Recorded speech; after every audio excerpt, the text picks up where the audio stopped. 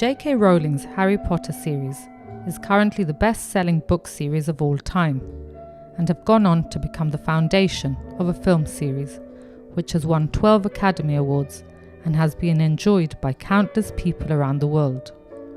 I remember well when Harry Potter and the Philosopher's Stone came out, as I absolutely loved reading it. And while I'm pretty sure you all know about The Boy Who Lived, I'm also going to tell you a little bit about Joanne Rowling herself, and how some of the ideas for these stories came about. Besides, you're saying it wrong. It's Leviosa, not Leviosa. Joanne Rowling was born in 1965 in Gloucestershire, England. Growing up, she spent a lot of time writing fantasy stories, which she would read to her younger sister Diane.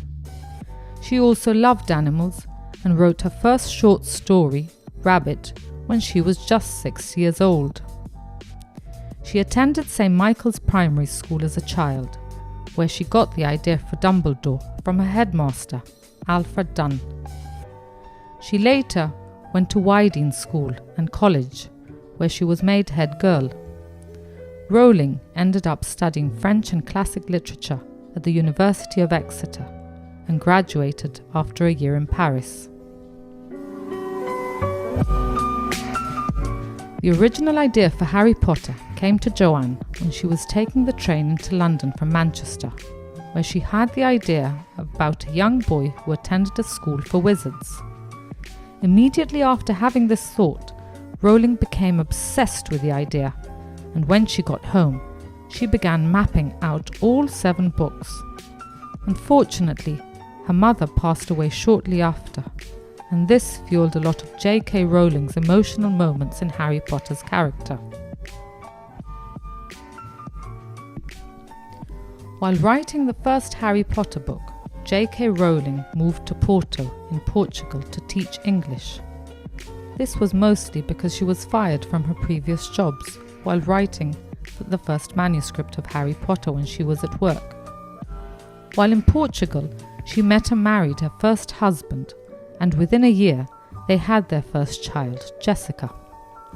Unfortunately, it didn't work out, and shortly after their marriage ended, Rowling moved with her daughter to Edinburgh to be closer to her sister. After she moved to Edinburgh, she struggled to find work. She was frequently rejected from companies, though she tried to stay positive and used the free time to carry on writing Harry Potter and the Philosopher's Stone. She would spend hours in the cafe near her home, writing while her daughter slept next to her. Her struggles didn't end when the book was written, though. She was rejected by 12 different publishers before being accepted by Bloomsbury, after the daughter of one of the bosses read the book and told her father that she wanted to read more. The one change Rowling made was changing her pen name from Joanne Rowling to J.K. Rowling, so no one could tell if she was a boy or a girl.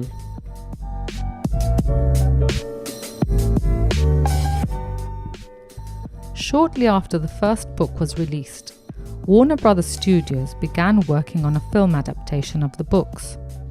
Rowling was asked to be heavily involved with the production, helping to write the film, and ended up choosing members of the cast.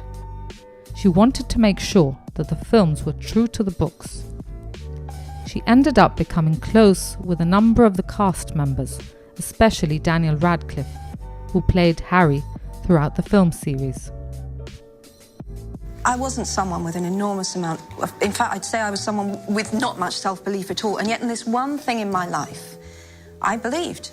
That was the one thing in my life. I felt I can tell a story. While J.K. Rowling has always been very doubtful of herself throughout her life, the one thing she has always been sure of were the Harry Potter books and every element within them and the wider world they show.